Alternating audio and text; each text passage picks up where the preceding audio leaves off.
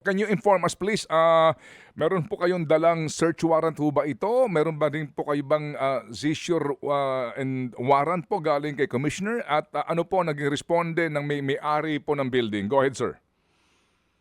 Actually, magandang umaga po sa inyo, sir. Magandang umaga sa lahat. Kahapon ho, nag-apply ho kami ng search warrant sa sala po ni Judge Carolina Icasiano Sison. Ito po ay para ho makatulong sa Senate Blue Ribbon Committee sa pag-uutos ho ni Commissioner sa pag-guide ho ni Presidente Bongbong.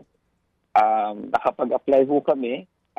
Kagabi ho, sinerve ho namin, 2 beses ho namin tinry i-serve.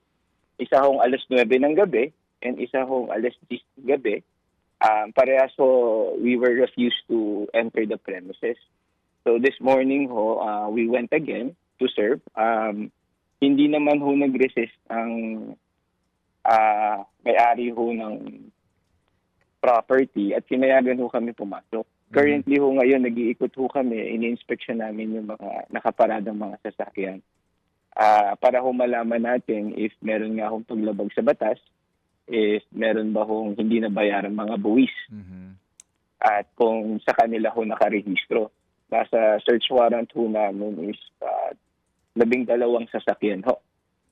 12 lang po, hindi po 38 or 28 gaya po ng binabanggit ni Binibini Diskaya? Hindi, based ho sa records namin, certain, 12 lang po yung wala po kaming ma-pull out na records sa Bureau of Customs. So we were banking on those data. We cannot check on other data po na wala naman kaming basis po. So, pakiklaro po, attorney.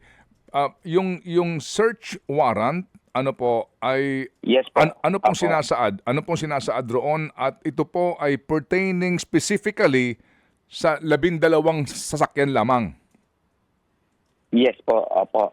Ang mga sasakyan po na tinitignan namin is isang Cadillac Escalade, isang Toyota Tundra, isa hong Toyota Sequoia, isa hong Rolls-Royce Cullinan, isa pong Mercedes-AMG G63, isang Mercedes-Benz G500, isa hong Toyota Tundra Pickup, isa pong LC300 3.3 V6, Lincoln Navigator 2021, Lincoln Navigator 2024, Maserati Levante Modena, and isa pong Bentley Bentayga. Okay.